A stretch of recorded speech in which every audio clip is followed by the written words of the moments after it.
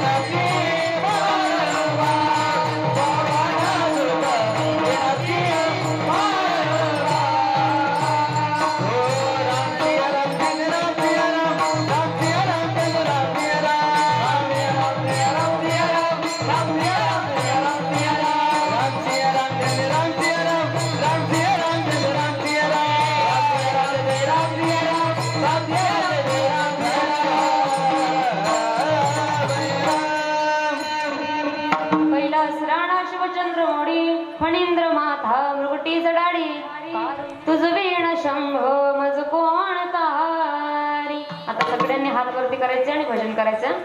हर हर महादेव शंभो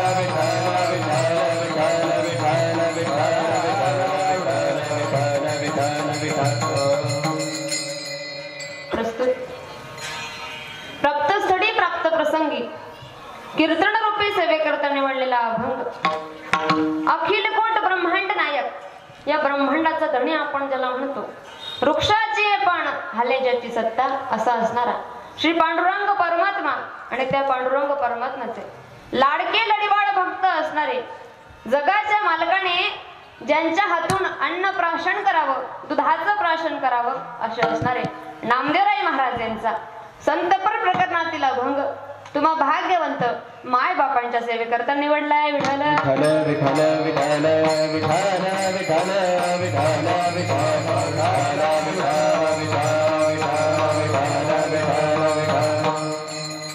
प्रस्तुत अभंगामध्ये संत नामदेवराय महाराज सांगतात बाबारे या भूतलावर तू जन्माला आला या पृथ्वी तलावर जन्माला आला ज्याला कर्मभूमी म्हणतात ज्याला मृत्यूलोक म्हणतात या मृत्यूलोकामध्ये तू जन्माला आला आणि आल्याच्या नंतर तुझं आद्य कर्तव्य काय भगवान परमात्म्याचं चिंतन करणे भगवान श्री पांडुरंग परमात्म्याला आपलंसं करणे आणि ज्या वेळेस त्या विटेवरच्या पांडुरंग परमात्म्याला तू आपलंसं करशील त्यावेळेस तुला संत काय म्हणतील धन्य महाराज जन्मले संसारी धन्य ही पदवी तुझ्या नावाच्या पुढे लागेल. कोण म्हणतंय नामदेवराय म्हणताय.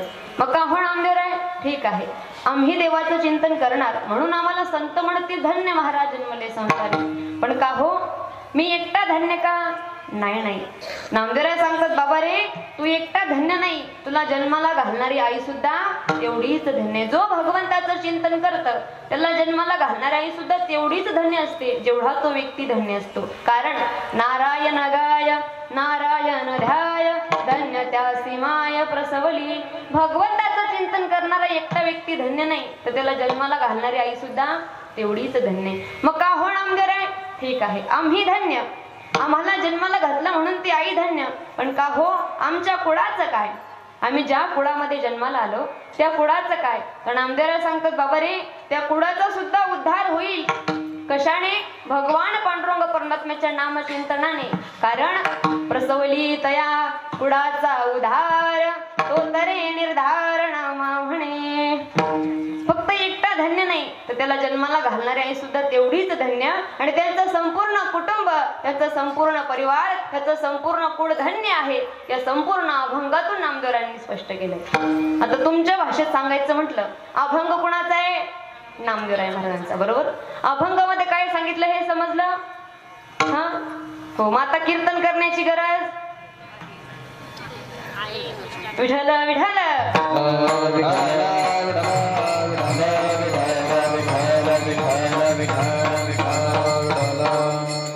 अभंगाचा आपण त्या ठिकाणी अर्थ जाणून घेतला आणि तुम्हाला विनंती असेल ताई साहेब दादासाहेब तुम्ही या ठिकाणी बसलेला आहात जेव्हा जेव्हा पांडुरंग परमात्म्याचं नाम चिंतन होईल तेव्हा तेव्हा सगळ्यांनी टाळ्या वाजवायच्या. जेव्हा विठ्ठल नावाचा ध्वनी आपल्या कानावर पडेल ना तेव्हा त्या ठिकाणी टाळ्या वाजवायचे कारण एकमेव जागा अशी आहे या ठिकाणी टाळ्या वाजवल्यानंतर त्याचं पुण्य त्या ठिकाणी आपण मोजूही शकत नाही एवढं असतं. कीर्तनात टाळी होय पातकांची होडी. तुम्हाला जर टाळ्या वाजवायच्या असतील तर इथे वाजवा बरं का महिला मंडळ का तुमच्याकरता उखाणा घेऊ काय करायचं सांगा. महिला मंडळ म्हणत असेल उखाणा घ्या तर उखाणा घेते नाहीतर घेत नाही. काय करायचं बोला पटकन.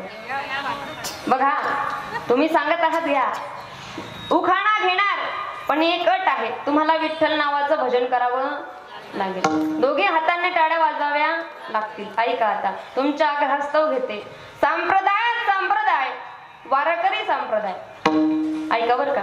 संप्रदायात संप्रदाय वारकरी संप्रदाय. वारकरी संप्रदायाचं नाक आहे पखवाज आणि विणा. वारकरी संप्रदायाचं नाक आहे पखवाज आणि विणा. माझ्या पांडुरंग परमात्म्याचे नाव घेते ताई हो विठ्ठल विठ्ठल म्हणा म्हणा ना आता विठ्ठल विठ्ठल म्हणा सगळ्यांनी विठ्ठल विठ्ठल विठ्ठल विठ्ठल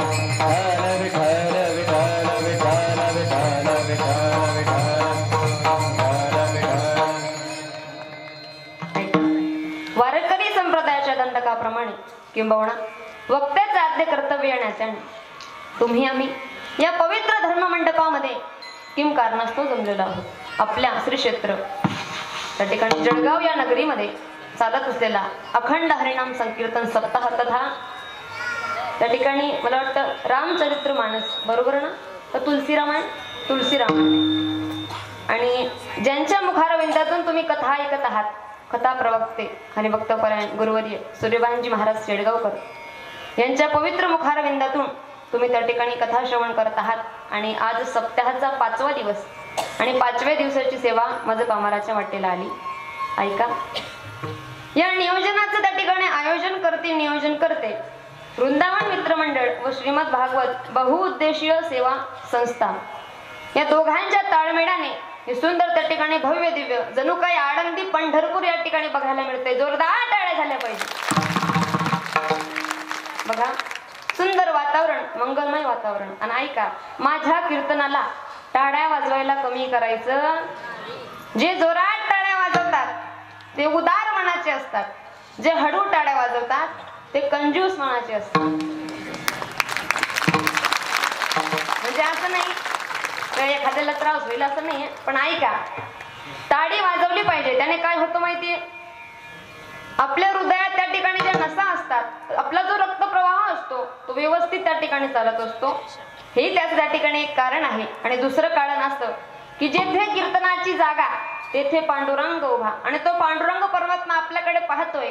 त्याच्याकडे सुद्धा LED लावलेली आहे की माझा कोणता भक्त कधी टाळ्या वाजवत आहे हे त्याला दिसत आहे. ऐका, भव्य दिव्य नियोजन. आणि या भव्य दिव्य नियोजनामध्ये आज त्या ठिकाणी कीर्तनाची सेवा, आज संत भोजन ज्यांच्याकडे होतं सकाळचं, हरिभक्तपरायण संजय हिरामण शिंपी यांच्याकडे सकाळचं संत भोजन होतं, आणि संध्याकाळचं संत भोजन आणि कीर्तन सेवा श्री किशोर भिका ढोले सर यांच्याकडे त्या ठिकाणी कीर्तनाचंही नियोजन आहे आणि प्लस त्यांनी भोजनाचं पण नियोजन केलं होतं. ऐका, असं म्हणतात, या जगाच्या पाठीवर अन्नदान सगळ्यात महत्वाचं आहे आणि सगळ्यात श्रेष्ठ दान आहे. अन्नाचं दान प्रत्येकाकडून झालं पाहिजे. या भूमीवर जो जन्माला आला त्याच्याकडून जास्त नाही, पण मूठभर अन्नाचं दान तरी झालं पाहिजे. आपली संस्कृती आहे महाराज. ऐका, त्या ठिकाणी सुंदर नियोजन. आणि असं म्हणतात, 1 नूर आदमी तो 10 नूर कपडा. बरोबर आहे ना? 1 नूर आदमी तो 10 नूर कपडा. तसं 1 नूर कीर्तनकार तर 10 नूर आमचं भजनी मंडळ, आमची भाऊकी. साध्या आणि सरळ भाषेत सांगायचं म्हटलं, तुम्हाला जर का त्या ठिकाणी सरपंच पदाकरता निवडून यायचं असेल, एखाद्या पदाकरता निवडून यायचं असेल, काय पक्क पाहिजे? भाऊकी. बरोबर आहे ना? ज्याची भाऊकी पक्की तो निवडून आल्याशिवाय राहा नाही. तशी आमची भाऊकी पक्की आहे. पकवाजावर सुंदर थाप त्या ठिकाणी दादांची आहे आणि गायनाला सुंदर साथ हरिभक्तपरायण चेतनजी महाराज त्या ठिकाणी पकवाजावर आहेत. आणि गायनाचार्य खुशाल महाराज धुळेकर, गजानन महाराज बोलाणेकर आणि वाल्मिकजी महाराज चिंचोलीकर त्या ठिकाणी गंधर्वासारखे गायन करणारे आहेत. आणि त्यानंतर आपण त्या ठिकाणी श्रोतेगण आहात. सोप्या भाषेत सांगायचं म्हटलं, इंद्राचंद्रासारखे वाजवणारे आहेत.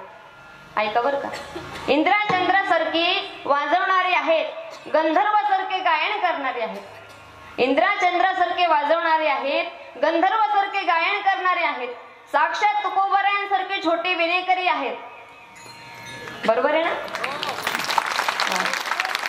साक्षात तुकोबारायांसारखे छोटे विनेकरी आहेत, जय विजय सारखे भालदार चोपदार आहेत. अहो, राजा परीक्षिती सारखे तुम्ही श्रवण करणारे आहात, फक्त सांगणारा शुकदेव नाहीये, एवढं ध्यानात ठेवा. विठ्ठल विठ्ठल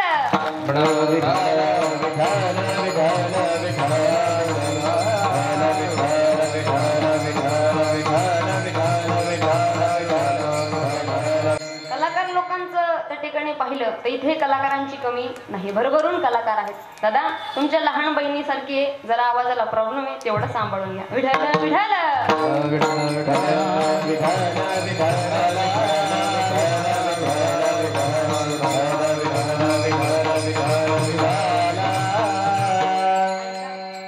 ज्या सरांनी आज कीर्तनाची सेवा घेतली होती तर त्यांचे त्या ठिकाणी लहान बंधू डॉक्टर प्रवीण ढोले सर त्या ठिकाणी डॉक्टर होते आणि कोरोना योद्धा म्हणून ते आपल्याला सोडून गेलेत. त्यांच्या त्या ठिकाणी पुण्यस्मरणार्थ आणि त्यांचे वडील भिका गोविंदा भुई त्या ठिकाणी हेडमास्टर होते. त्यांच्या स्मरणार्थ आज ही कीर्तनाची सेवा घेतलेली होती आणि त्यांच्या सहयोगाने त्या ठिकाणी येण्याचा योग आला.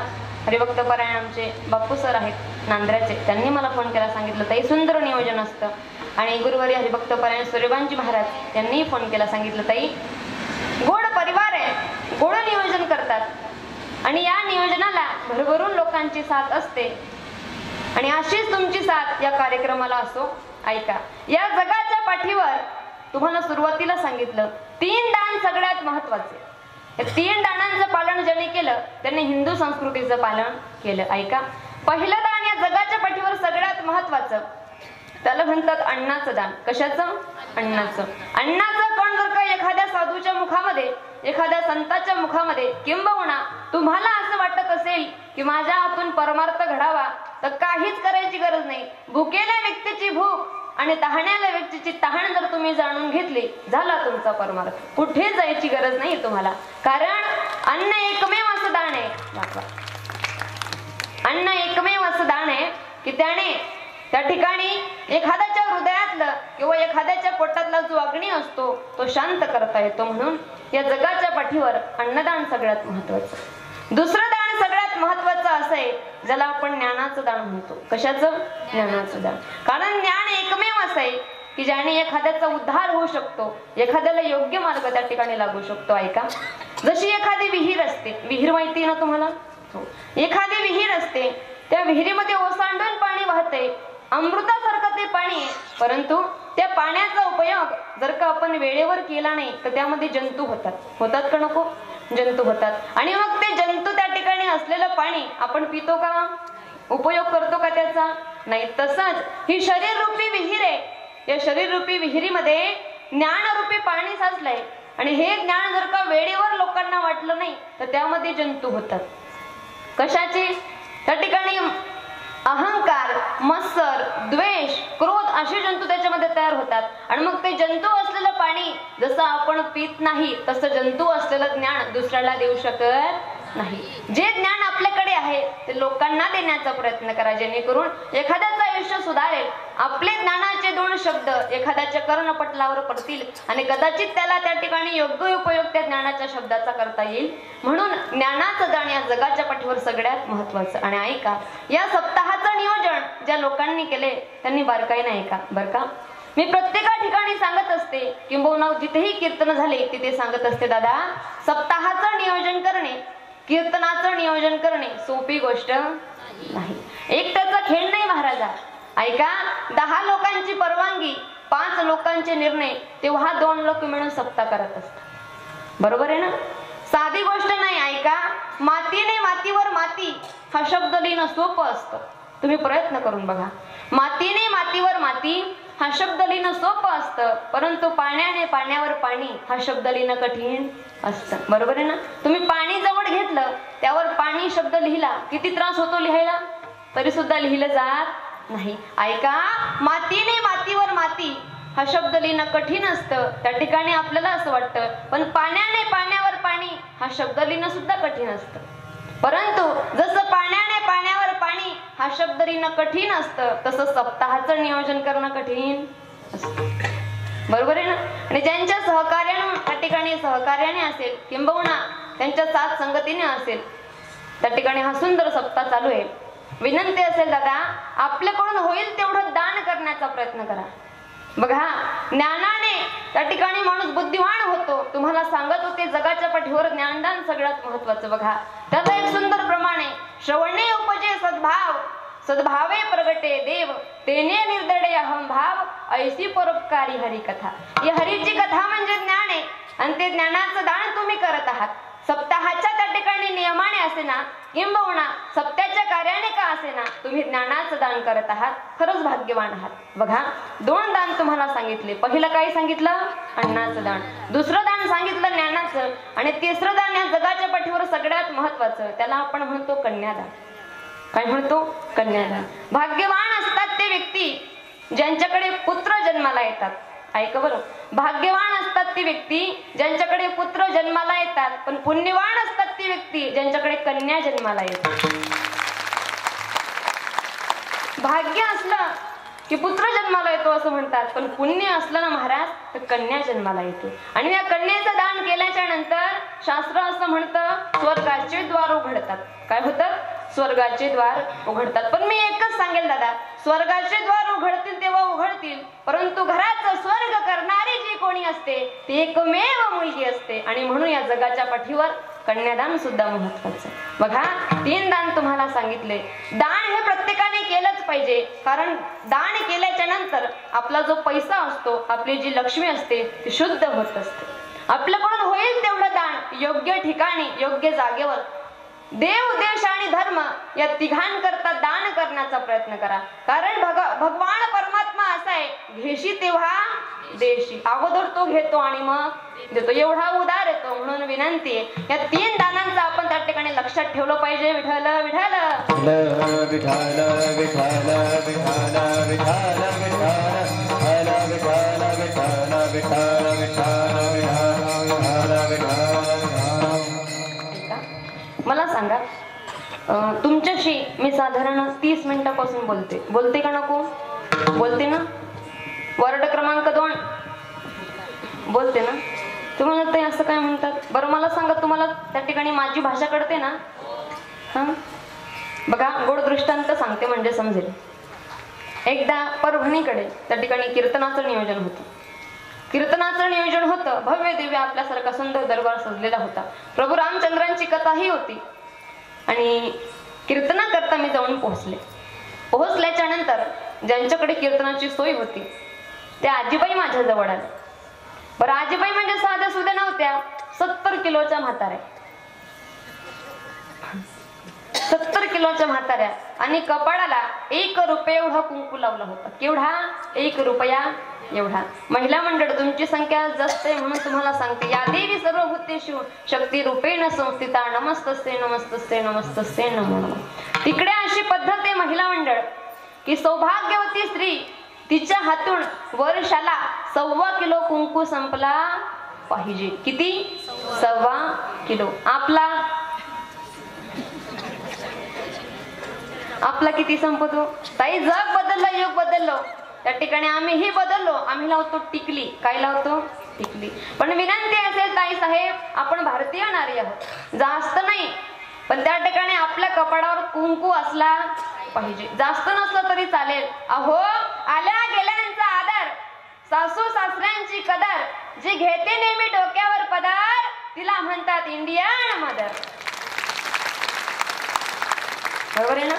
आपली संस्कृती आपण जोपासली पाहिजे. आपण सनातन हिंदू धर्मामध्ये जन्माला आलो आणि या धर्मामध्ये जन्माला आलेल्या नाऱ्या, या नाऱ्यांनी एवढं त्या ठिकाणी, जेवढीही नारी त्या ठिकाणी जन्माला आल्या, जेवढ्याही महिला जन्माला आल्या आहेत, त्या कर्तृत्ववान आहेत महाराज. झाशीची राणी अहिल्यादेवी होळकर, त्यांनी काय केलं? माझ्या अहिल्यादेवींनी हातामध्ये महादेवाची पिंड घ्यावी आणि लोकांना प्रबोधन करावं. दादा हो, देव, देश आणि धर्म या तिघांचं पालन आपल्याला करायचंय. एवढी महान नारी आपल्या या भारतीय त्या ठिकाणी संस्कृतीमध्ये जन्माला आली. एवढी महान महिला त्या ठिकाणी आपल्या भारतीय त्या ठिकाणी भारतामध्ये आणि या भरतखंडामध्ये जन्माला आल्या आहेत. आपल्यापासून ही संस्कृती आहे, म्हणून आपण त्याची जोपासना केली पाहिजे. ऐका, माझा मुद्दा असा होता, ज्यांच्याकडे कीर्तनाचं नियोजन होतं त्या आजीबाई माझ्या जवळ आल्या. त्यांनी सांगितलं, ताई तुमची बॅग मला द्या आणि आराम करा. म्हटलं ठीक आहे. बॅग दिली, आराम का त्या ठिकाणी सोप्यावर बसले आणि आजीबाई म्हणतात, ताई तुम्ही थकून आला आहात, असं करा, हातपाय वगैरे धुवा, तुम्हाला जेवण्याकरता वाटते. म्हटलं ठीक आहे. जेवणाकरता आम्ही बसणार तेवढ्यात आजीबाईंनी परत प्रश्न केला, ताई बघा, जेवायला बसत आहात पण आमच्याकडे एक पद्धत आहे. म्हटलं काय? चटका दिल्याशिवाय जेवण देत नाही. काय म्हणले आजी? चटका दिल्याशिवाय जेवण देत नाही. आता मला सांगा, कितीही पट्टीचा खाणारा असू द्या, त्याला असं सांगा, दादा तुला चटका मिळणार आहे नंतर जेवण मिळणार आहे, तो जेवेल का? 15 दिवसाचा भुकेला व्यक्ती आहे, त्याला सांगा, दादा तुला जेवण मिळेल पण जेवणामध्ये विष आहे, तो जेवेल का? तो म्हणतो चातुर्मास अजून करतो पण मी काही घास घेत नाही. बघा, तुम्हाला घड्याळ माहिती का? घड्याळ, त्या ठिकाणी त्या घड्याळमध्ये 3 काटे असतात. ते तिघी काटे जवळ आले आणि त्याचं टोक जर का वरच्या दिशेला असलं तेव्हा किती वाजतात? तेवढे वाजले माझे. काय करावं? पोटामध्ये भूक मावळत नाही आणि आजीबाई म्हणतात ताई चटका घेतल्याशिवाय जेवण मिळणार नाही. मी त्या ठिकाणी स्वतःला प्रश्न केला, अरे काय करावं. पण तेवढ्यात असं झालं, त्या ठिकाणी वारकरी असलेला व्यक्ती जवळ आला. वारकरी असलेला व्यक्ती जवळ आला. म्हणतात ताई तुम्ही केव्हा आलात. मी सांगितलं दादा एवढा वेळ झाला. मग तुम्ही जेवला नाहीत का. अहो दादा या आजीबाई म्हणतायत मला ताई चटका घेतल्याशिवाय जेवण मिळणार नाही. म्हणे असं करा ताई चिंता करू नका, तुमच्या वाटेला जो चटका येणार आहे तो मी घेतो, पण तुम्ही जेवायला बसा. म्हटलं ठीक आहे. आता बघा या जगाच्या पाठीवर, या सृष्टीच्या पाठीवर महाराज दोन प्रकारचे लोक असतात. पहिला व्यक्ती सज्जन असतो आणि दुसरा व्यक्ती दुर्जन असतो. सज्जन व्यक्ती असा आहे दुसऱ्याचं दुःख बघून ज्याला दुःख होतं तो सज्जन आहे महाराज, आणि दुसऱ्याचं दुःख बघून ज्याला आनंद होतो तो कोण आहे, दुर्जन. अनेक लोक या सृष्टीच्या पाठीवर तुम्हाला बघायला मिळणार. माझ्या पांडुरंग परमात्म्याने निर्मिती केली सगळ्यांची, पण असा विचार केला नाही की हा माझं भजन करेल का आणि हा माझं भजन करणार नाही का. सगळ्यांची निर्मिती सारखी केली, परंतु दोन प्रकारची लोक वाटली गेली, सज्जन आणि दुर्जन. यामधला फरक तुम्हाला सांगते बघा. एखाद्या सज्जन माणसाकडे जर का विद्याकडे जर का धन असेल आणि एखाद्या सज्जन माणसाकडे जर का शक्ती असेल त्याचा तो चांगला उपयोग करतो. या उलट जो दुर्जन असतो ना महाराज, त्याच्याकरता एक श्लोक लिहिलाय. कोणता. विद्या विवादाय धनम मदाय शक्ती परेशाय परपीडनाय खलस्त साधू विपरीत मेदत ज्ञानाय दानाय च रक्षणा. ऐका, जो साधू असतो महाराज तो आपल्या त्या ठिकाणी पैशाचा, आपल्या ज्ञानाचा आणि आपल्या शक्तीचा योग्य उपयोग करतो. पण जो दुर्जन असतो, जो सज्जन नाही, तो काय करतो, विद्या विवादाय त्याचं जे ज्ञान असतं ना महाराज ते वादा करता उपयोग करतो. धनम मदाय पैसा असला की चांगल्या ठिकाणी दान करत नाही. कोण, दुर्जन महाराज. आणि शक्ती असली ना तो दुसऱ्याला त्रास देतो. असा कोण आहे, दुर्जन आहे. पण सज्जन असा आहे महाराज योग्य ठिकाणी देव धर्माच्या ठिकाणी दान करतो. आपल्याकडे शक्ती असेल तर साधू संतांचं रक्षण करतो, आणि जर का ज्ञान असेल तर ज्ञानाचं दान करतो. असा साधू आहे महाराज. बघा दोन प्रकारचे लोक आहे. सोप्या भाषेत सांगते तुम्हाला. एकदा काय झालं, त्या ठिकाणी सुंदर नगरी होती आणि त्या सुंदर नगरीमध्ये एक डॉक्टर राहत होते. हुशार होते, बुद्धिमान होते, एमडी होते, एवढे शिकलेले होते. त्यांच्याकडे एखादा त्या ठिकाणी पेशंट गेला की लगेच तो बरा व्हायचा. एवढे शिकलेले एमडी असलेले डॉक्टर. आणि त्यांच्याकडे एक व्यक्ती गेला. त्या व्यक्तीने सांगितलं दादा 3 दिवस झाली माझ्या पोटामध्ये खूप दुखतंय, मला काहीतरी औषध द्या. म्हणलं ठीक आहे. डॉक्टरांनी औषध लिहून दिलं. लिहून दिल्याच्या नंतर हा गडी घरी आला. घरी आल्याच्या नंतर त्याने संपूर्ण औषधी घेतल्या, पण पोटात दुखणं काही थांबलं. हा विचार करतो, अरे एमडी डॉक्टर याच्याकडून गोळ्या घेतल्या पण पोटात दुखणं काही थांबलं नाही. हा परत गेला डॉक्टर साहेबांकडे. म्हणतो साहेब, म्हणे काय झालं दादा, तुम्ही मला गोळ्या दिल्या होत्या बरोबर आहे, पण त्याने काही माझं पोटातलं दुखणं थांबलं नाही. डॉक्टर म्हणे दादा तुमच्या पोटामध्ये दुखतंय केव्हापासून. हा म्हणे समोरच्याने बुलेट घेतली तेव्हापासून माझ्या पोटात. आता मला सांगा भल्या माणसा हो, याचं पोटात दुखणं केव्हा थांबेल, त्या ठिकाणी थांबेल, थांबणार नाही. कितीही प्रयत्न केला तरी थांबणार नाही. डॉक्टर हुशार होता. म्हणला अरे ज्या त्या ठिकाणी वृंदावन मित्र मंडळ आहे आणि श्रीमद भागवत बहुउद्देशीय संस्था यांनी भव्य दिव्य कीर्तनाचं सप्ताहाचं नियोजन केलंय, कथेचं नियोजन केलंय. तिथे जाऊन बैस, तुझ्या कानावर साधू संतांचे वाक्य पडतील आणि तुला त्या ठिकाणी सज्जन आणि दुर्जन यातला फरक कळेल. कोणाचं उद्गार आहे, डॉक्टरांचं उद्गार आहे दादा. कीर्तनामध्ये येऊन त्या ठिकाणी सगळ्यात महत्वाचं एक, आपली पापं धुतली जातात. आणि त्या पांडुरंग परमात्म्याचं नाव असं आहे की ते एकदा मुखाने घेतलं की शुल्लक पाप नाही महाराज, पर्वताचे पर्वत पापाचे असतात, ते सुद्धा जळून खाक होतात.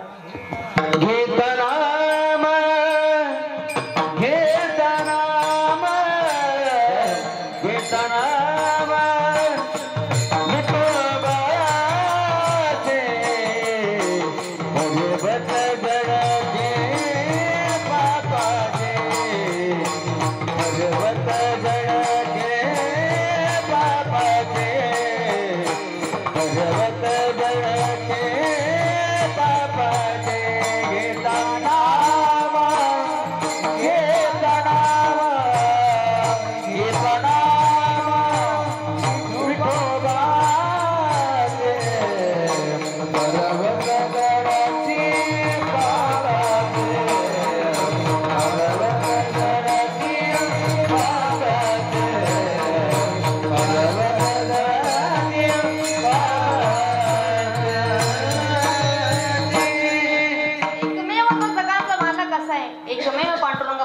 असा आहे, एकमेव प्रभू रामचंद्र असे, तो भगवान परमात्मा असे, त्याचं नाव जर का मुखाने घेतलं तर शुल्लक पाप नाही महाराज. पर्वत जरी असले ना पापाचे तरी जळून खाक होतात. ज्ञानोपारायणने म्हणावं, तृण अग्नी मिळे समरस झाले, तैसे नामी केले जपता हरी.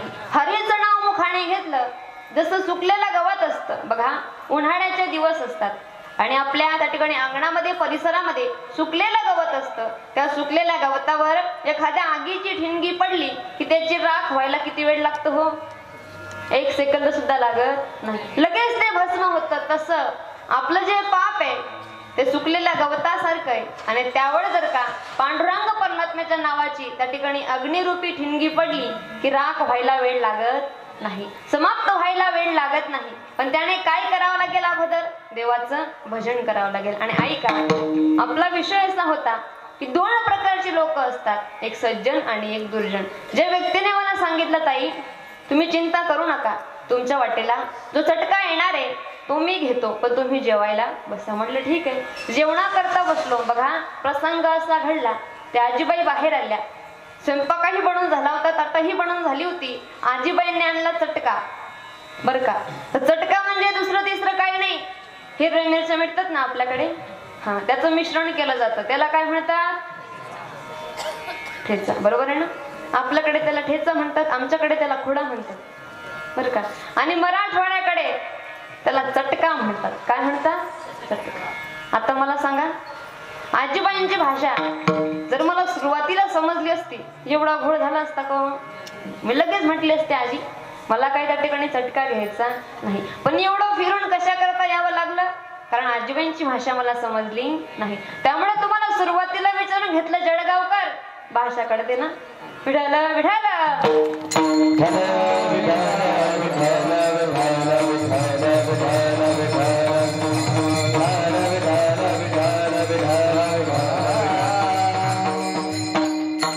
ज्यांचा अभंग आज कीर्तना करता निवडलाय आणि त्या भल्या माणसाला त्या नामदेवरांना एका साधकाने प्रश्न विचारला, नामदेवराय तुम्ही आम्हाला सांगत आहात देवाचं भजन करा, पण का हो तुम्ही किती दिवसापासून भजन करत आहात? तेव्हा नामदेवराय म्हणतात, बाबा रे, दिवसापासून नाही, वर्षापासून नाही, युगाने युगापासून त्या पांडुरंग परमात्म्याची मी भक्ती करतोय. आणि त्याचंच प्रमाण नामदेवराय महाराजांनी काकडामध्ये द्यावं. हरी संयोगाचा भक्त नामा उभा कीर्तनी,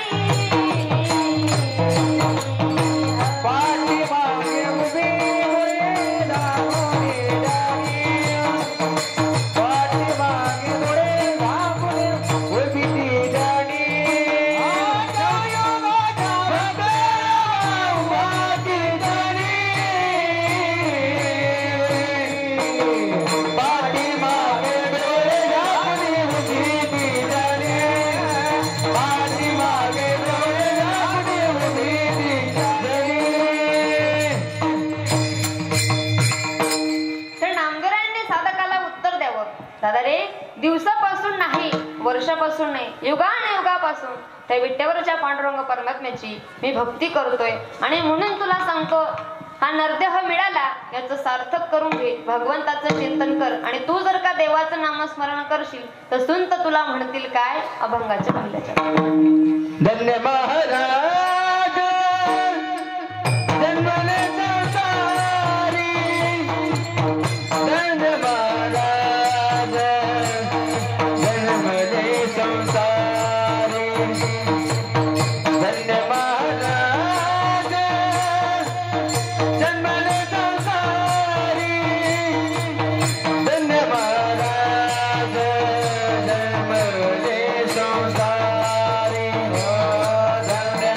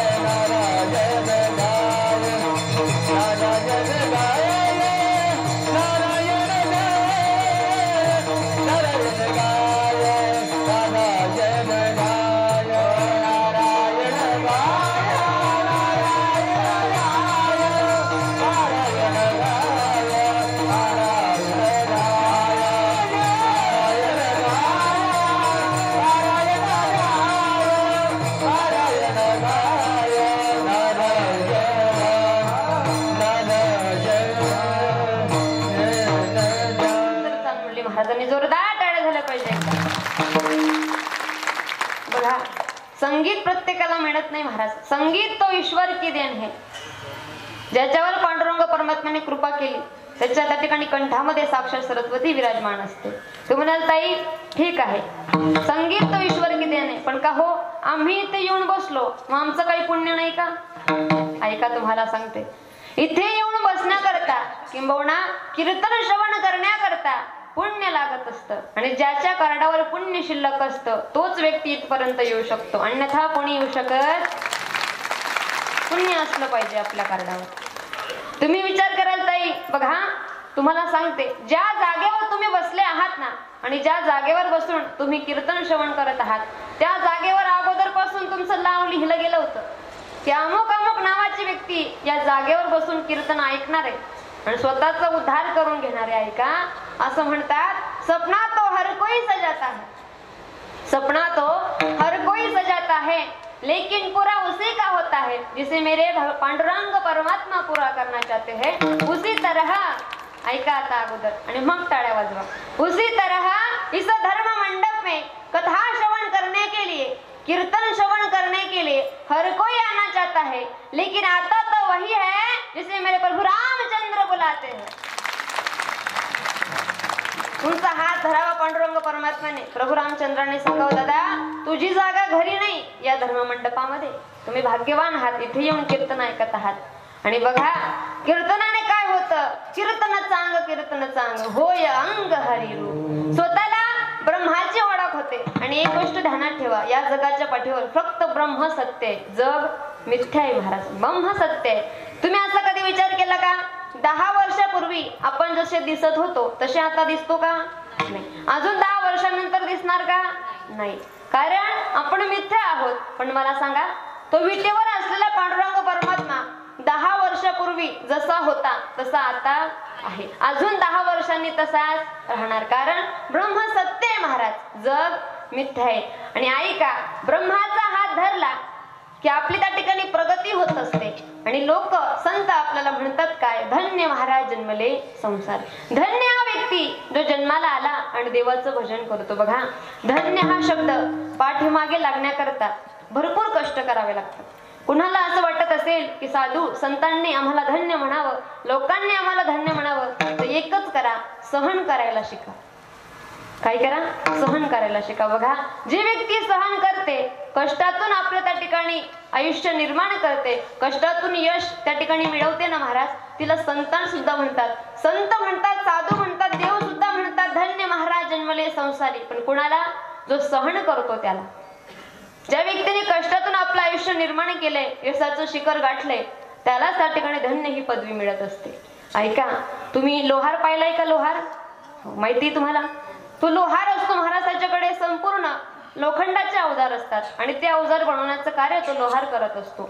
एकदा असं झालं, त्या लोहार दादांनी मला निमंत्रण पाठवलं. सांगितलं, ताई बघा माझी नवीन दुकान आहे, त्या ठिकाणी त्या दुकानाच्या उद्घाटनाकरता तुम्ही या. म्हणलं ठीक आहे. शब्दाला होकार दिला, त्या ठिकाणी जाऊन पोहोचले. सुंदर त्याची त्या ठिकाणी दुकान होती. दुकानाचं उद्घाटन केलं. माझ्या हातामध्ये त्यांनी अक्षदा दिले, गंध दिले, पुष्प दिले. सांगितलं, ताई तुम्ही पूजन करा. ठीक आहे. पूजन करायला सुरुवात केली. सुरुवातीला पूजन केलं त्या हातोडीचं. जेव्हा त्या हातोडीचं पूजन करणार त्यावेळेस लोहार म्हणतो, ताई या हातोडीची पूजा करू नका. म्हटलं, दादा मग कशाची पूजा करू? या छिन्नीची. म्हणलं, नाही. मग या भात्याची करू का? म्हणलं, नाही. मग पूजा करू कोणाची? लोहार म्हणला, ताई तुम्हाला पूजाच करायची आहे ना, त्या ऐरणीची करा. कशाची करा? ऐरणीची. अहो दादा ती ऐरण तर जुनी आहे. म्हणे, हो ताई बरोबर आहे, ही ऐरण जुनी आहे. या ऐरणीवर माझ्या आजोबांनी व्यवसाय केला, याच ऐरणीवर माझ्या वडिलांनी सुद्धा व्यवसाय केला आणि पुढे त्यांच्या पावलावर पाऊल टाकून मी सुद्धा त्याच ऐरणीवर व्यवसाय करणारे. पण ऐका, या दुकानामधल्या, या शॉप मधल्या चिन्ह्या बदलल्या, हातोडे बदलले, भाते सुद्धा बदलले, पण सहन करणारी ऐरण अजूनही जशीच्या तशी. आणि या जगामध्ये महाराज सांगण्याचा अर्थ असा, जो व्यक्ती सहन करतो त्या व्यक्तीची किंमत वाढत असते आणि त्याच व्यक्तीचं पूजन होत असतं. म्हणून सहन करायला शिका.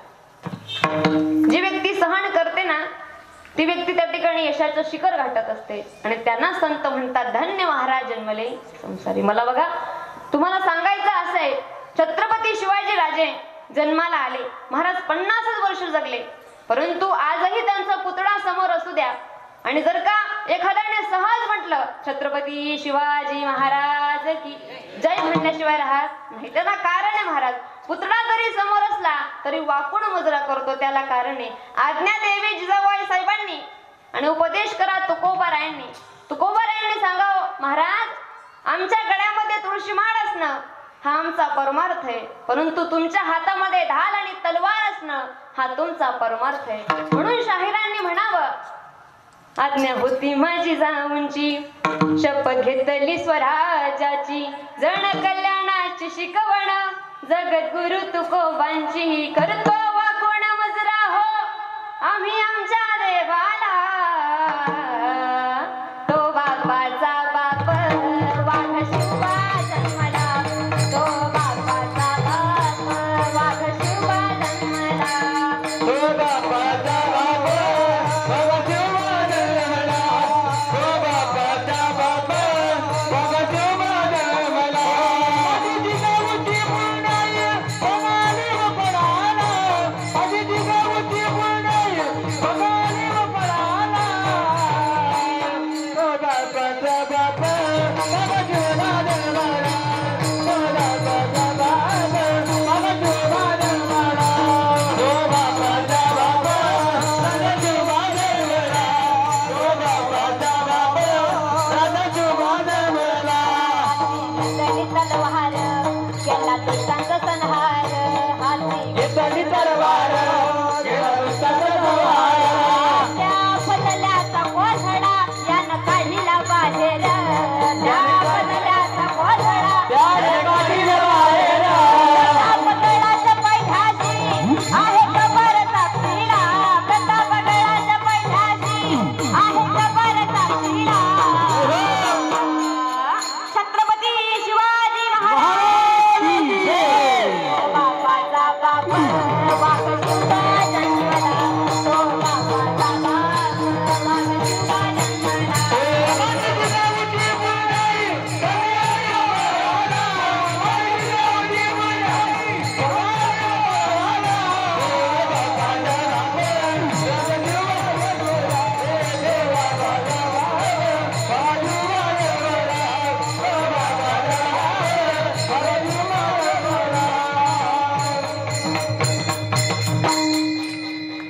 पुण्य कोणाची होती आऊसाहेबांची होती महाराज. अजूनही तुकोबारायांनी म्हणावं धन्य जिजाऊच्या कुशी जन्मले शिवछत्रपती. जास्त वर्ष नाही महाराज, फक्त 50 वर्ष जगले, पण या समाजाला देव देश आणि धर्म याची किंमत समजून गेले. राजे होते महाराज राजे, पण हातामध्ये कवड्यांची माळा घ्यावी आणि जगदंब जगदंब भजन करावं. काय गरज होती?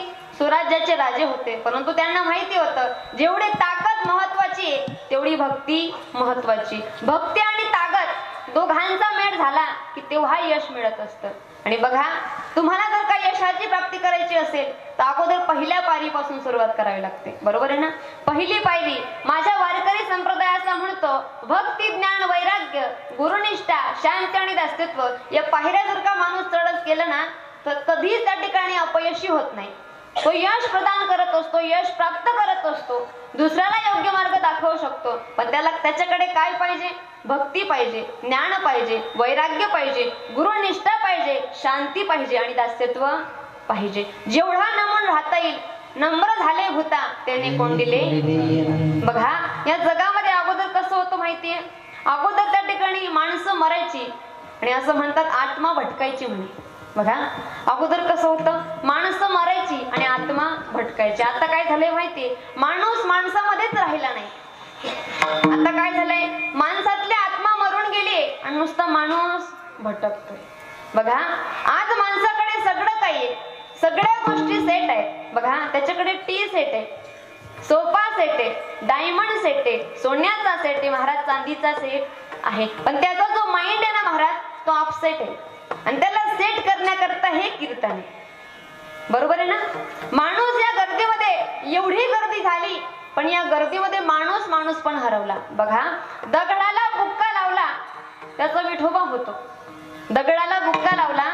त्याचा विठोबा होतो. दगडाला शेंदूर लावला त्याचा म्हसोबा होतो.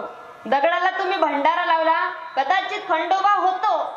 पण मला सांगा एखादा रंग सांगा की तो लावल्याच्या नंतर माणूस माणूस होईल. आहे एखादा रंग? नाही ना. कारण कधी कधी विचार करतात साधू संत, अरे पत्थर एक बार मंदिर जाता है उसका भगवान बन जाता है. बघा दगड असतो, दगड एकदा मंदिरात जातो तो तो पांडुरंग परमात्मा म्हणजे तो देव होतो. पण हा माणूस असा आहे, महाराज रोज मंदिरात जातो पण माणूस सुद्धा होऊ शकत. हे कशामुळे? कीर्तनाच्या अभावामुळे, संस्कृतीच्या अभावामुळे. पण ऐका, आपण त्या ठिकाणी जागोजागी आज पाहत आहात. जो व्यक्ती कीर्तन श्रवण करतो, जो व्यक्ती कथा श्रवण करतो, तो दुसरं काही नाही बनलं पण निदान माणूस तरी बनतो. त्याला माणूस म्हणजे नेमकं काय हे समजतं महाराज. पांडुरंग परमात्मा याने निर्मिती करावी आपली. जसं कुंभार मडकी घडवतो ना तशी आपली निर्मिती केली. कुंभाराचा विचार करत नाही हे मडकं माझ्या उपयोगी पडेल का. बघा एक कुंभार होता, त्याने 2 मडकी घडवली. घडवल्याच्या नंतर दोघांना आव्यामध्ये तापण्याकरता ठेवलं. का सांगते ऐका बरं का. कारण आपली निर्मिती करणारा तो पांडुरंग परमात्मा आहे. 2 मडकी तयार केली, दोघांना आव्यामध्ये ठेवली. आव्यामध्ये ठेवल्याच्या नंतर दोघांना बाहेर काढलं. त्यातलं एक जे मडकं होतं ते कच्चं राहिलं आणि एक जे मडकं होतं ते पक्क झालं. आणि त्या मडक्यांना घेण्याकरता एक गिऱ्हाईक आला. त्याने विचारलं, कुंभार दादा बघा हे 2 मडके आहेत. जे कच्चं मडकं आहे त्याची किंमत काय? म्हणे 20 रुपये. किती? 20 रुपये. आणि हे जे आव्यामध्ये तापलेलं पक्क मडकं आहे याची किंमत काय? म्हणे 200 रुपये. म्हणे दादा असा फरक का बरं? असा फरक का? तो कुंभार म्हणतो, दादा हे जे कच्चं मडकं आहे याला आव्यामध्ये तापण्याकरता ठेवलं होतं पण हे तापलं नाही. आणि हे जे पक्क मडकं आहे याला सुद्धा आव्यामध्ये तापण्याकरता ठेवलं होतं पण हे तापून बाहेर आलं. तसं भगवान परमात्मा कुंभार आहे, आपल्याला घडवलंय. जे मडकं संसारात राहून भगवंताचं चिंतन करत नाही ते मडकं कच्चं आहे. आणि जे संसारात राहून भगवंताचं चिंतन करतं ते मडकं पक्क आहे. आणि जे मडकं पक्क असतं त्यामध्ये तुम्ही उकळलेलं पाणी जरी टाकलं तरी अर्ध्या तासाच्या नंतर थंडगार पाणी दिल्याशिवाय राहत नाही. बरोबर आहे ना. मग आता तुम्ही ठरवायचं तुम्हाला कच्चं मडकं बनायचं का पक्क मडकं बनायचं. परमात्म्याने सगळ्यांना सारखं त्या ठिकाणी घडवलं महाराज. अहो साधू संतांनी म्हणावं, फिरत्या चाका वरती रेशी मातीला काय विठ्ठला तू वेडा कुंभार, विठ्ठला तू वेडा कुंभार, विठ्ठला तू वेडा कुंभार, विठ्ठला तू वेडा कुंभार, विठ्ठला तू वेडा कुंभार. हाती पाणी उजेडवारा तू सणसणाची सर्व पसारा. वाती पाणी उजेडवारा तूच बसली जाणारा. आभाळात गगये आकारा तुझ्या घटांचा उपेरंगीला, तुझ्या घटांचा उपेरंगीला नसे अंत ना पार. तू वेडा कुंभार, विठ्ठला तू वेडा कुंभार, विठ्ठला तू वेडा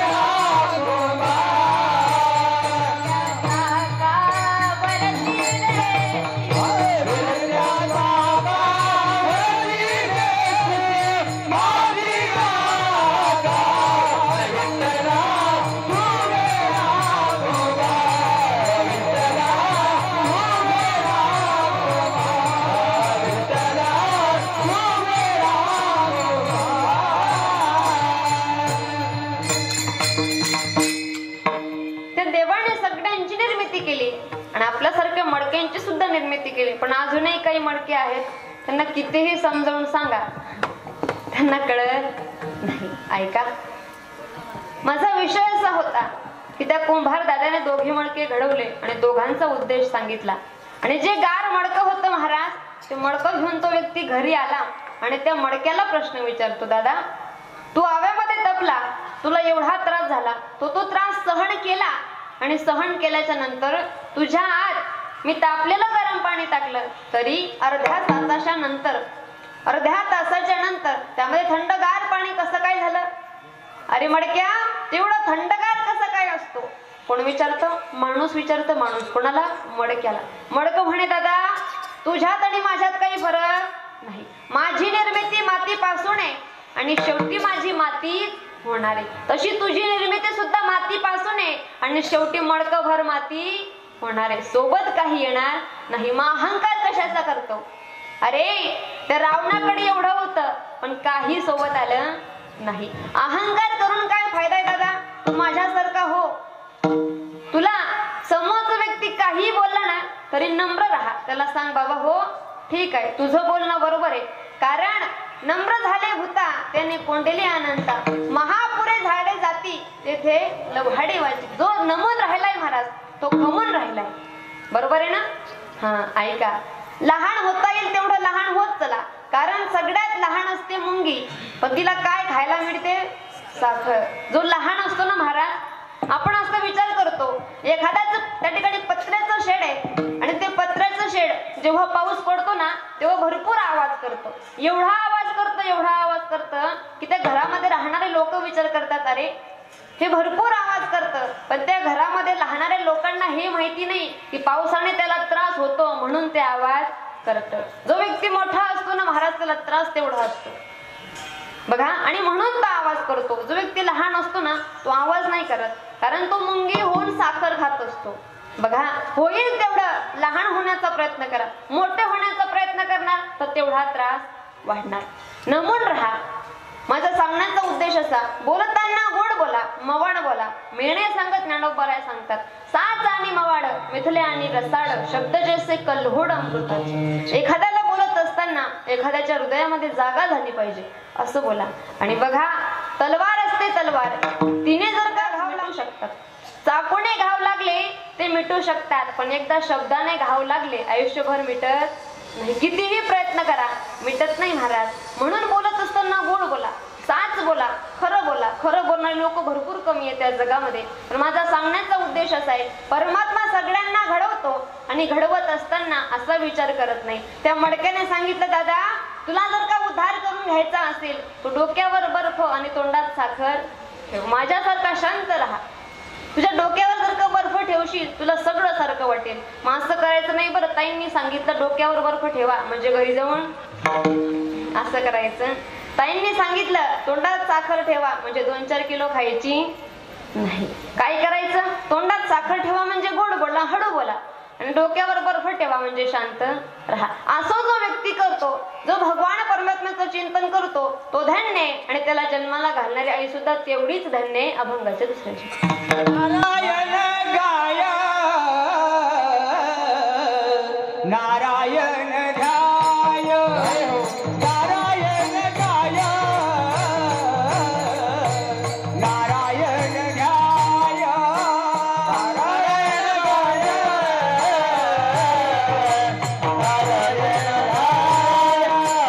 नारायण गाय, नारायण ध्याय. पण त्याची माया बसवली, पण त्याची माया बसवली, नारायण गाय, नारायण ध्याय, नारायण गाय, नारायण ध्याय. धन्य त्याची माया बसवली, धन्य त्याची माया बसवली,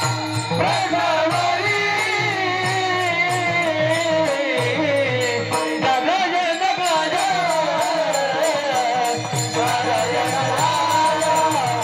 नारायण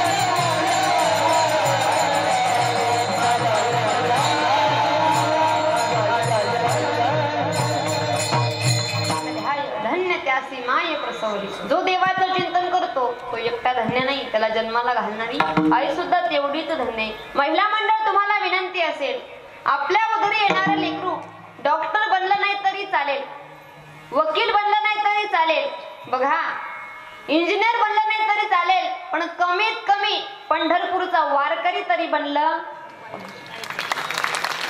कारण वारकरी शेतकरी, वारकरी चालतो महाराज पायी, त्याच्या मुखामध्ये नाव असतं ज्ञानोबा तुकाराम, त्याला जाणीव असते. कारण पुंडलिकासाठी अजूनही तिष्ठत तुका म्हणे मात धन्य. माझा वारकरी संप्रदाय शिकवतो, आई वडिलांची सेवा करा, बस एवढं जरी केलं तरी आपला परमार्थ आहे. जास्त नाही बनलं आपलं लेकरू तरी चालेल, पण आपल्या उदरी येणारं लेकरू निदान पंढरपूरचा वारकरी आणि पांडुरंगाचा पाईक तरी बनलं पाहिजे. कारण त्याला कारण आहे महाराज. एखादी स्त्री असते, त्या स्त्रीला संतांनी उपदेश करावा की जननी ऐसो पुत्र जने भक्त दाताय शूर, नाही तो बिचारी बांज भली न गवाय आपणा. तिच्या उदरी येणारं लेकरू एक तर भक्त पाहिजे, एक तर दाता पाहिजे, एक तर शूर किंवा वीर पाहिजे. वीर असलं पाहिजे संभाजी राजांसारखं, शूर असलं पाहिजे शिवाजी राजांसारखं, भक्त असलं पाहिजे प्रल्हादासारखं, आणि त्या ठिकाणी दाता असलं पाहिजे कर्णासारखं. उदरी येणारं लेकरू एवढंच असलं ना तरी भरपूर आहे. भरपूर श्रीमंती काही फायद्याची नाही, पण संस्कार जेवढे फायद्याचे तेवढे त्या ठिकाणी संपत्ती सुद्धा कार्य करत नाही. संस्कार महत्वाचे, आणि त्या ठिकाणी संपत्ती आणि संस्कार दोघांचा मेळ झाला की कुठल्याच गोष्टीची कमी पडत नाही. बघा, आणि ज्या घराचा मालक, ज्या घराची मालकीनबाई देवाचं चिंतन करते, ते संपूर्ण घराणं देवाचं चिंतन करते. पण सुरुवात कोणी करायची? घराच्या मालकाने करायची, घराच्या मालकीनबाईने करायची. बघा, गोड सुंदर दृष्टांत सांगते म्हणजे समजेल तुम्हाला. एक सुंदर घराणं होतं, एक आजी आणि बाबा, आणि त्या दोघांना 3 मुलं होती. तिघी मुलांचे लग्न झाली होती. 3 सुनबाई त्यांच्या घरामध्ये आल्या होत्या. आजी बाबा, 3 मुलं आणि तिघी सुनबाई. त्या ठिकाणी सुंदर कुटुंब होतं. माझा सांगायचा विषय असा आहे, ज्या घराचा मालक परमार्थ करतो, ज्या घराची मालकीनबाई देवाचं भजन करते, ते संपूर्ण घर देवाचं भजन करत असतं. आहे का? घडलं असं, ते तिघी ज्या सुनबाई होत्या त्या तिघांना कामं वाटून दिली. आता त्या ठिकाणी खेड्यामध्ये राहणार ते कुटुंब, जी सगळ्यात मोठी होती, तिला सांगितलं, बाई तुझ्याकडे काम शेतावर जाणे, शेतीचं समस्त तुला पाहावं लागेल. म्हणजे ठीक आहे. जी मधली होती तिला सांगितलं की ताई तुला घरातले धुणं भांडी सांभाळावे लागतील, कारण कुटुंब मोठं होतं. आणि जी सगळ्यात धाकटी होती, लहान होती, त्याच्याकडे काम होतं स्वयंपाक बनवणे. बघा, पहिली जी सुनबाई होती पहिल्या क्रमांकाची, तिला काम होतं शेतावर जाणे. दुसऱ्या क्रमांकाची होती, तिला काम होतं घरातले धुणं भांडी करणे. आणि सगळ्यात लहान जी होती तिला काम होतं स्वयंपाक करणे. तिघांचं ठरलं आणि दिवस असा उजाडला. जी लहान सुनबाई होती तिला भेटण्याकरता तिची मैत्रीण आली. माहेरावरून तिची मैत्रीण आली. तिने विचार केला, अरे खूप दिवस झाली तिची माझी काय भेट नाही, असं करू सकाळी लवकरच उठू, स्वयंपाक बनवू, आणि स्वयंपाक बनवून झाल्याच्या नंतर तिला भेटण्याकरता जाऊ. तिने मनामध्ये निश्चय केला. सकाळी लवकर उठली, सडा सारवण केली, स्वयंपाकाला सुरुवात केली. स्वयंपाक बनवून झाला, फक्त भाजी बनवायची राहिली. भाजी सुद्धा बनवली. आता मला सांगा महिला मंडळ, एखादी चांगली सुगरण असते, जी स्वयंपाक बनवण्यामध्ये एक्सपर्ट असते, तिला स्वयंपाक बनवताना सगळ्या गोष्टी माहिती असतात. तर मला सांगा, जी सुगरण असते ती भाजीमध्ये मीठ केव्हा टाकते हो? भाजी शिजल्याच्या नंतर, उकडी आल्याच्या नंतर. हिने सुद्धा विचार केला की आपण स्वयंपाक तर बनवलाय, पण भाजीमध्ये त्या ठिकाणी आता जर का मीठ टाकलं तर भाजीला चव येणार नाही. हिने विचार केला, आपल्याला लवकर भेटण्याकरता जायचंय. असं करू, आपली जी सगळ्यात मोठी जेठाणी बाई आहे, जाऊबाई, बरोबर ना, त्या जाऊबाईला सांगूया, ताई तेवढं भाजीमध्ये मीठ तुम्ही टाकताल का हो? आता ही गेली जेठाणी बाईकडे, म्हणजे तिच्या जाऊबाईकडे, म्हणते, ताई तेवढं भाजीमध्ये तुम्ही मीठ टाकताल का हो? ही म्हणे, का ग, मी तुझी जाऊबाई, तुझ्यापेक्षा मोठी, आणि मी तुझं काम कसं काय करू? बघ मला वेळ नाही, मला भरपूर काम आहेत. म्हटलं असं. तिने काय ऐकलं नाही महाराज. जी 2 नंबरची होती, म्हणजे दुसऱ्या क्रमांकाला होती, त्याच्याकडे ही धाकटी गेली. म्हणते, ताई बघा माझी मैत्रीण आहे, ते माहेरावरून मला भेटण्याकरता जायचंय, तुम्ही तेवढं भाजीमध्ये मीठ टाकताल का हो? ही म्हणे, का ग, तुला कधी असं आठवलं का तुला एखादं काम मी सांगितलं? म्हणे, नाही. मग तू मला कसं काम सांगते? आता याने विचार केला, हे दोघी पक्ष काय ऐकत नाही. मग तिने विचार केला आपण प्रधानमंत्रीकडे जायचं. प्रधानमंत्री कोण? सासूबाई. आता सासूबाई जरा निवांत होत्या, हातामध्ये त्या ठिकाणी माळा घेतलेली होती, देवाचं भजन करत होत्या. ओट्यावर गेली, दारावर उभी राहिली आणि डोकावून पाहते, म्हणते आत्या. आणि काय ग पोरी, घरात या. घरात आल्याच्या नंतर म्हणते, बघा माझी मैत्रीण येते माहेरावरून, मला भेटण्याकरता जायचंय, तेवढं भाजीमध्ये मीठ तुम्ही टाकताल का हो? ही म्हणे, का ग, मी तुझी सासूबाई आणि तू मला काम सांगते? पोरी, तुझ्याकडून काम होत नाही, लवकर उठायचं. सासूबाईने भाजीत मीठ टाकलं नाही महाराज, पण सुनबाईचा इतिहास, भूगोल, नागरिक शास्त्र सगळं काढलं. आता ही विचार करायची, अरे एवढा लेक्चर ऐकण्यापेक्षा भाजीत मीठ टाकलं असतं ते परवडलं असतं. ऐका बर का, हा दृष्टांत का सांगते, कारण ज्या घराचा मालक देवाचं भजन करतो, ज्या घराची मालकीनबाई देवाचं भजन करते, ते संपूर्ण घर त्या ठिकाणी संस्कृतीत असतं, जोपासना करत असतं संस्कृतीची, आणि नियम लागत असतात, भजन करत असतं. ऐका, वेळ अशी आली, ही निघून गेली, तिने भाजीमध्ये मीठ टाकलं आणि निघून गेली. अर्ध्या तासाच्या नंतर जी सगळ्यात मोठी जेठाणीबाई होती, तिने विचार केला, अरे आपली जी जाऊबाई आहे ती लहान आहे, तिला अजून काही एवढं कळत नाही, काय बिघडलं असतं भाजीमध्ये मीठ टाकलं असतं तर? ही किचन मध्ये गेली, बरणी काढली, 2 चमचा मीठ. त्या घटनेला 15 मिनिटं झाली. 15 मिनिटं झाल्याच्या नंतर जी मधली होती तिने विचार केला की आपली जी जाऊबाई आहे आपल्यापेक्षा लहान आहे, तिला अजून कळत नाही यातलं. एखादं काम तिने सांगितलं आणि ते जर का मी आज पूर्ण केलं नाही तर उद्या मला गरज असेल त्यावेळेस ती माझं ऐकणार नाही. ही सुद्धा किचन मध्ये गेली, बरणी काढली, 2 चमचा मीठ. आता या दोघांचं टाकून झालं होतं ना. सासूबाईनेही विचार केला, माझ्या सुनबाईच्या जागेवर जर का माझी मुलगी असती आणि तिने मला सांगितलं असतं, आई भाजीमध्ये मीठ टाका, मी टाकलं नसतं का? टाकलं असतं ना. हिनेही पदर खोचला, किचन मध्ये गेली आणि 2 चमचा मीठ. आता मला सांगा, एकीने मीठ टाकायचं, त्यावर 4 पट मीठ पडलं. कशी झाली असेल हो भाजी?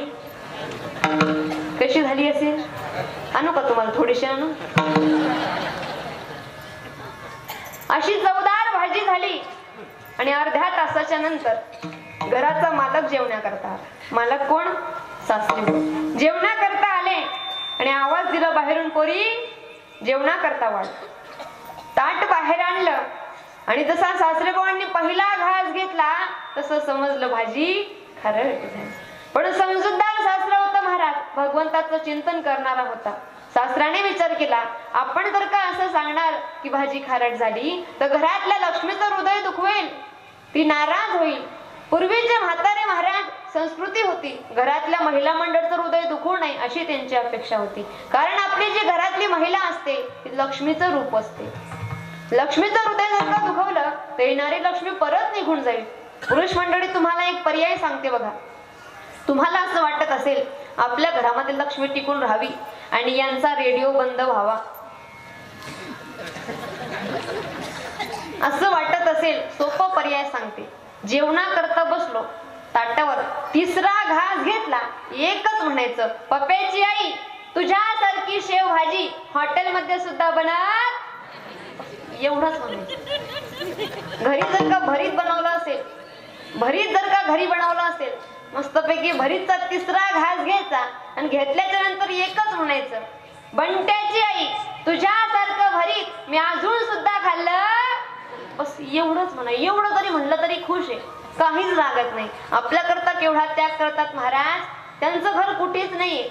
बघा, नवल वाटले तुम्हाला पण सांगते. जन्माला आलो, ज्या घरामध्ये आपण जन्माला आलो घर असतं, बरोबर आहे ना. थोडे मोठे झालो नंतर भावाचं घर होतं, लग्न झाल्याच्या नंतर पतीचं घर होतं आणि म्हातारे झाल्याच्या नंतर मुलांचं घर होतं. आपलं घर कुठे? कुठेच नाही. पण तरी सुद्धा त्या घराकरता राब राब राबते, संपूर्ण कष्ट सहन करते, लेकरांना संस्कार लागावे म्हणून झिजते. अशी एकमेव नारी, एकमेव महिला आहे. आपल्याकरता आई वडील भाऊ बहीण कुळ गोत्र नाव सुद्धा बदलते. महाराज एवढा त्याग, आणि त्यांच्याकरता आपण एवढं करू शकत नाही का? नका घेऊ त्यांना साडी, नका घेऊ सोनं, पण एकच म्हणा, त्यांचं हृदय दुखवेल असं अजिबात वागू नका. बघा, जो सासरा होता महाराज तो बुद्धिमान होता, हुशार होता, देवाचं भजन करणारा होता. त्याला माहिती होतं घरातली लक्ष्मी आहे आणि तिचं हृदय जर का मी दुखवणार तर मला त्यातून काय प्राप्त होईल. काही म्हणला नाही. सांगितलं सुनबाईला, पोरी आपल्या घरामध्ये दही आहे का? म्हणे हो बाबा आहे ना. मग असं कर, मला 1 वाटी दही आण. ठीक आहे बाबा. बाबांना 1 वाटी दही आणलं आणि त्या दह्यामध्ये भाजी कालवण त्या बाबांनी खाल्ली. बाबांनी खाल्ल्याच्या नंतर बाबा निघून गेले आणि त्यानंतर घराची लेकरं जेवणा करता आली. तिन्ही मुलं जेवणा करता आली. शेतातून निघून घरी जेवणा करता आली. बघा घरातले संस्कार कसे असतात. तिघांना स्वयंपाक त्या ठिकाणी वाढून झाला. तिघांनी पहिला घास घेतला. आपल्या आईला म्हणत नाही, फक्त एवढंच म्हणतात, खारट झाली ना. मधला पाहतो पहिल्याकडे, पहिला पाहतो तिसऱ्याकडे. तिघांना इशारा करतात, खारट आहे ना, खारट आहे ना, खारट आहे. पण हिम्मत होत नाही, महाराज बोलण्याचे शब्द फुटत नाही. आई भाजी खारट झाली. कारण संस्कार तसेच. तिघांनी विचारलं, आई बाबा जेवले का ग? म्हणे हो जेवले ना. पण बाळा तुझे बाबा कधीच त्या ठिकाणी भाजीमध्ये दही कालवून खात नाही, पण आज खाल्लं. म्हणे हो बरोबर आहे, भाजी तेवढी चवदारच आहे म्हणून दही त्या ठिकाणी कालवून खाल्लं असेल. म्हणे आई असं कर, आम्हाला सुद्धा दही आण. तिघांना दही वाढून दिलं महाराज.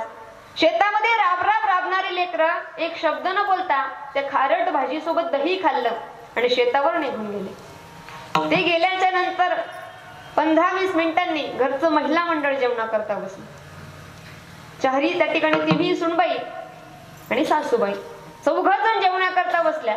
बघा जया बच्चन, ऐश्वर्या राय, कल्पनाताई, सुवर्णाताई अशा 4 बसल्या जेवणा करता. सुंदर प्रकारे ताटा वाढून झाली आणि 4घांनी पहिला घास घेतला तेव्हा समजलं की भाजी खारट झाली. एकमेकांना बोलत नाही, फक्त रडताय. कारण उकिरड्यावर फेकून देण्याच्या लायकीची ही भाजी होती. पण आपले घरातले मालक एवढे समजूतदार आहे, शब्द न बोलता ही भाजी खाल्ली. महाराज केवढं प्रेम आपल्या घरामध्ये. आणि त्या प्रेमाचं कारण एकमेव कोण होतं? शास्त्री बुवा होते. कारण देवाचं भजन करणारे होते, पंढरपूरचे वारकरी होते, कीर्तन श्रवण करणारे होते. माझा मुद्दा असा होता महाराज, ज्या घराचा मालक देवाचं त्या ठिकाणी भजन करतो, ज्या घराची मालकीनबाई भगवंताचं चिंतन करते, त्या घरातले संस्कार सुद्धा तसे असतात आणि संस्कृती टिकून राहते. म्हणून विनंती आहे तुम्हाला, आपण सुरुवात करा. आपण विचार करतो ताई आम्ही देवाचं भजन करणार, पण लोक काय म्हणतील.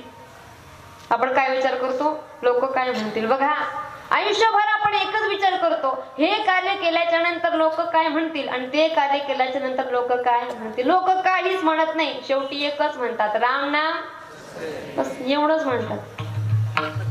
तुम्हाला असं कधी तुम्ही अनुभव घेतलाय का हो? घरामध्ये चांगलं कार्य असेल, लग्न कार्य असेल, समाज कुठे चालतो? पुढे. वरात कुठे चालतो? पुढे. आणि एखादा व्यक्ती जर का घरामध्ये दुःखद घटना घडली असेल तर समाज कुठे चालतो? मागे. बरोबर आहे ना. चांगल्या कार्यामध्ये समाज पुढे असतो आणि आपल्याकडे जर काही एखादं वाईट घटना घडली समाज मागे असतो. म्हणून विचार कोणाचा करायचा?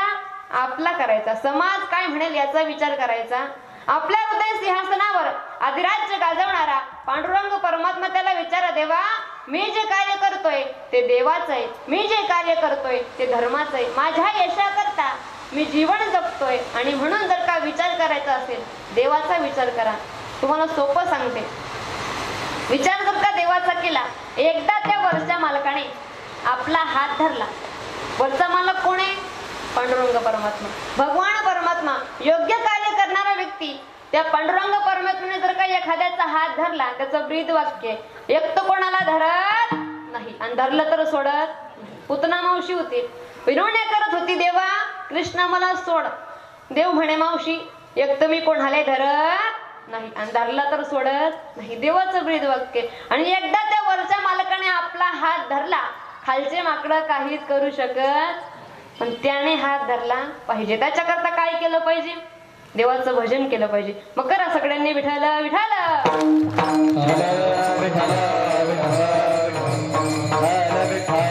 त्याचं चिंतन आपल्या सगळ्यांना करायचं. सगळ्यांनी हात वरती करा आणि देवाचं भजन करा.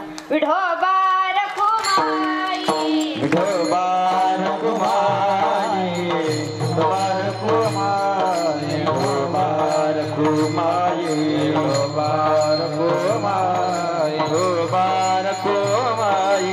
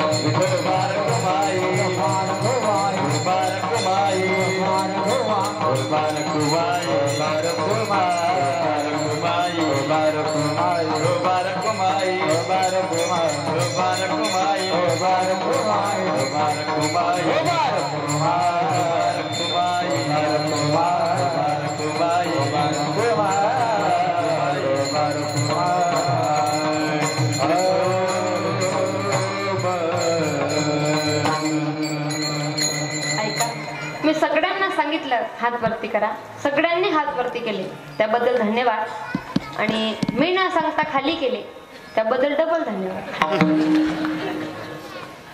ऐका, ज्यांचा अभंग निवडलाय ते नामदेव आहे आणि त्याच नामदेवरायांनी सांगावं की आपण देवाचं भजन करा, आपला उद्धार होईल.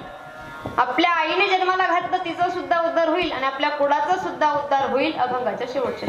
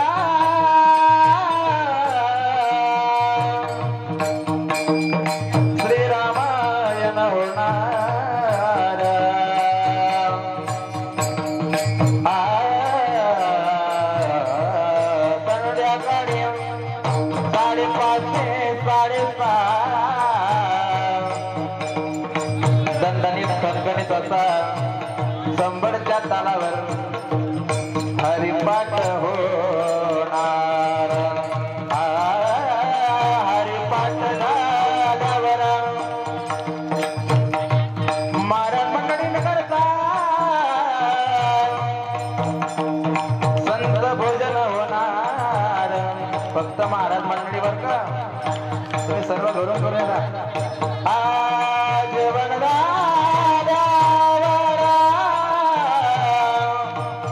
उद्या ठीक 8:30 ते 10:30 हरिभक्त पारायण नामांकित ज्येष्ठ कीर्तनकार अर्थात राष्ट्रीय कीर्तनकार गजानन महाराज घाणकर यांचा कार्यक्रम होणार. कार्यक्रम झाल्यावर सर्वांनी आपापल्या घरी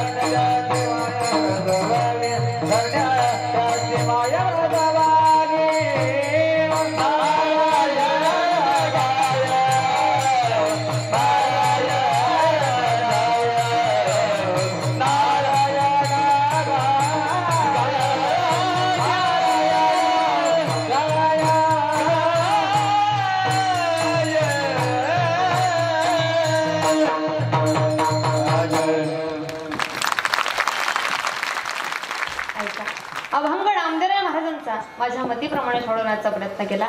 जे काही चांगलं असेल ते नक्कीच घरी घेऊन जा. आणि ऐका, या संपूर्ण कीर्तनातून तुम्हाला काही नाही आठवण असेल ना तरी चालतंय, पण ऐका, तुम्ही आता जे मी तुम्हाला 4 मुद्दे सांगणार आहे एवढे जरी ध्यानात ठेवले तरी माझं कीर्तन सार्थकी लागेल. ऐका, जीवाचे कान करून ऐका, कारण ही काळाची गरज आहे. आपण जर का हे जीवाचे कान देऊन ऐकलं ना तर आपलं नक्कीच कल्याण होणार आहे. सगळ्यात पहिला मुद्दा, ज्या सनातन हिंदू धर्मामध्ये आपण जीवन जगतो, ज्या हिंदू धर्मामध्ये जन्माला आलो त्या धर्माचं रक्षण करायला शिका. कारण जी व्यक्ती धर्माचं रक्षण करते तिचं रक्षण स्वतः धर्म करत असतो. धर्मो रक्षती रक्षतः. धर्माचं रक्षण करणाऱ्या व्यक्तीचं रक्षण स्वतः धर्म करत असतो. कारण ही काळाची गरज आहे. एक मोठं युद्ध आपण जिंकलो महाराज. जे म्हणत होतो बनाएंगे मंदिर, आज बनलं. कारण सगळ्यांच्या हिमतीने आणि प्रभू रामचंद्रांच्या आशीर्वादाने आणि हिंदू धर्माच्या संरक्षणाने आपण त्या ठिकाणी मंदिर उभारलं. आणि एवढंच करून चालणार नाही महाराज. तुम्हाला जर का आपली संस्कृती, आपला हिंदू धर्म सांभाळायचा असेल, सगळ्यांना विनंती आहे, आपण हिंदू धर्मामध्ये जन्माला आलो, मस्तकाला तिलक लावल्याशिवाय घराच्या बाहेर निघायचं. हिंदू धर्माची शान आहे. तुम्ही कधी असं तुम्हाला आठवलंय का हो, एखादा डॉक्टर, वकील, इंजिनियर, पोलीस आहे, तो त्याची वर्दी न घालता घराच्या बाहेर गेला नाही ना. तो जर का ऑफिसला जात असेल तर वर्दी घातल्याशिवाय घराच्या बाहेर निघत नाही. तसे आपण हिंदू आहोत, सनातन हिंदू धर्मामध्ये जन्माला आलो, मस्तकाला तिलक लावल्याशिवाय घराच्या बाहेर निघायचं. कारण आपली संस्कृती आपल्याला सांभाळायची. आताच्या लेकरांना सगळं माहिती महाराज. जे आपल्याला माहिती नाही ते त्यांना माहिती. व्हॉट्सअप, इंस्टाग्राम, ट्विटर, जे आपल्याला कळत नाही ते त्यांना कळतं. परंतु देव, देश आणि धर्म हे समजत. बघा, एक दृष्टांत सांगते. सहज त्या ठिकाणी प्रवास करत असताना, सत्य घटना आहे बरं का, म्हणजे बाकी सगळं खोटं होतं बा असं नाही बरं, सत्य घटना सांगते. प्रवास करत असताना एक दिदी माझ्या जवळ आली आणि माझ्या जवळ येऊन बसली. 5 मिनिटाच्या नंतर त्या ठिकाणी समोरून एक कलाकार येत होते, म्हणजे संप्रदायात जीवन जगणारे. आता महाराजजी, समोर जर का एखादा कलाकार किंवा कीर्तनकार असेल तर आपण सहज त्याला जय हरी म्हणतो, रामकृष्ण हरी म्हणतो. मी समोरच्या व्यक्तीला जय हरी केलं, त्यानेही मला जय हरी केलं. तो व्यक्ती निघून गेला आणि त्या बाजूला बसलेली जी दिदी होती त्या दिदीचा मला प्रश्न आहे, ताई हे जय हरी काय असतं? कोण विचारते? ती लहान ती मुलगी विचारते की ताई हे जय हरी काय असतं? म्हटलं, बाळा, तुझ्या महाराष्ट्रामध्ये जन्माला आली, नणबऱ्या तुकोबऱ्यांच्या भूमीमध्ये जन्माला आली, तुला जय हरी माहिती नाही? म्हणे नाही. तिचा दोष नाही महाराज, तिच्या आई वडिलांनी तिला समजवलं नसेल म्हणून तिला माहिती नाही. ही आपली त्या ठिकाणी गरज आहे. आपण, ही काळाची गरज आहे, आपल्या लेकरांना आपली संस्कृती शिकवली पाहिजे. तिला जे उत्तर दिलंय ते जर का तुम्हाला आवडेल तर टाळ्या नक्की वाजवा. ऐका, तिला म्हणते, अगं ताई, तुझ्यातला हरी माझ्यातला हरी, दोघांचा जय व्हावा म्हणून जय हरी. बघा, हे का शिकवावं लागते? कारण घरामध्ये संस्कृतीचा अभाव आहे. आपण त्यांना समजवलं ते समजतील.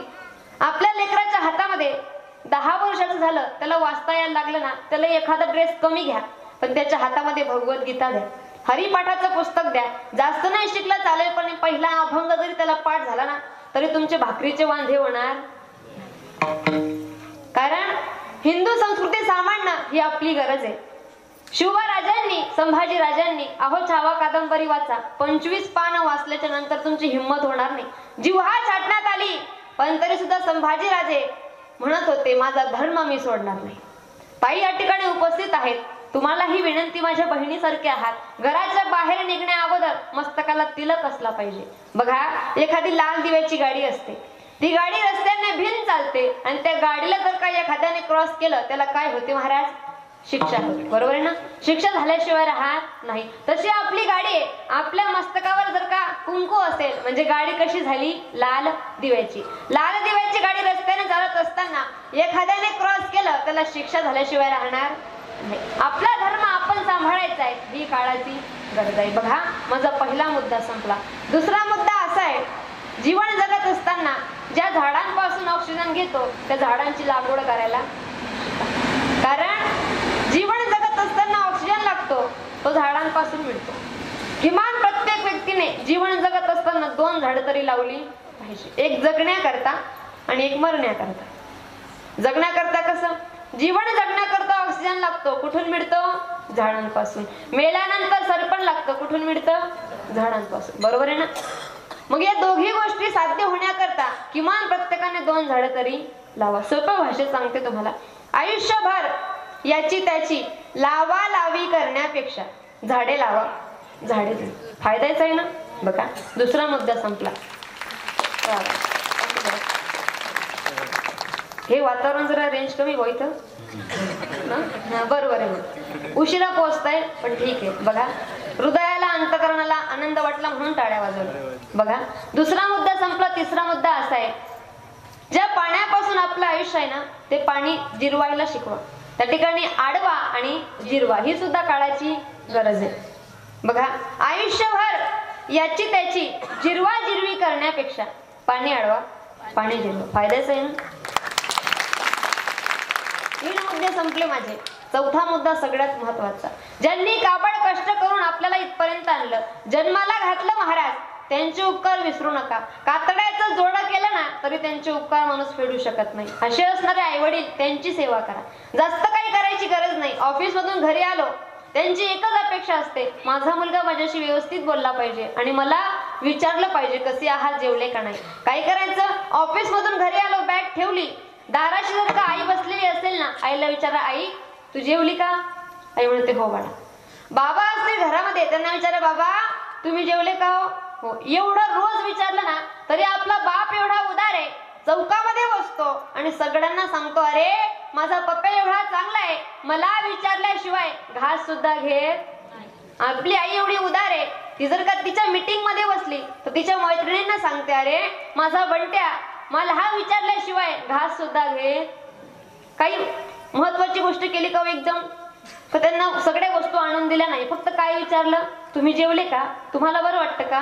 गोळ्या घेतल्या का? बस एवढंच विचारा. कारण एवढं जरी विचारलं तरी त्यांना आनंद होतो. बघा, आपली संस्कृती एकच आहे.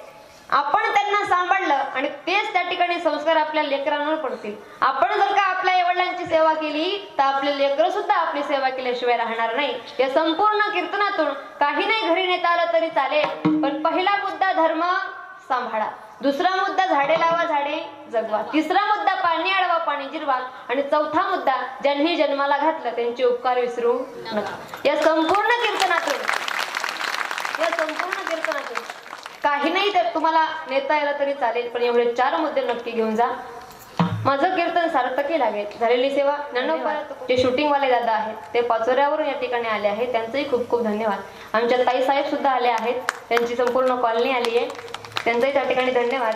आणि ज्या दादांनी त्या ठिकाणी मला येण्याचं त्या ठिकाणी संधी दिली, आमचे बापू सर असतील, आपले त्या ठिकाणी वृंदावन मित्र मंडळ असेल किंवा श्रीमद भागवत बहुउद्देशीय संस्था असतील, यांच्या नियमाने त्या ठिकाणी यांच्या विनंतीने या ठिकाणी येण्याचा योग आला. गुरुवर्य सूर्यभानजी महाराज यांनीही सांगितलं ते सुंदर नियोजन आहे आणि सगळ्यांच्या सहकार्याने त्या ठिकाणी येण्याचा योग. माझा आवाज जरा त्या ठिकाणी प्रॉब्लेम होता आवाजाला, पण महाराजांनी सुंदर साथ दिली, त्याबद्दल तुमचंही खूप खूप धन्यवाद. नंदोपर्यंत कोबरांचरणे सेवा अर्पण करते आणि त्या ठिकाणी सेवेला पूर्ण घेते. धनेश्वर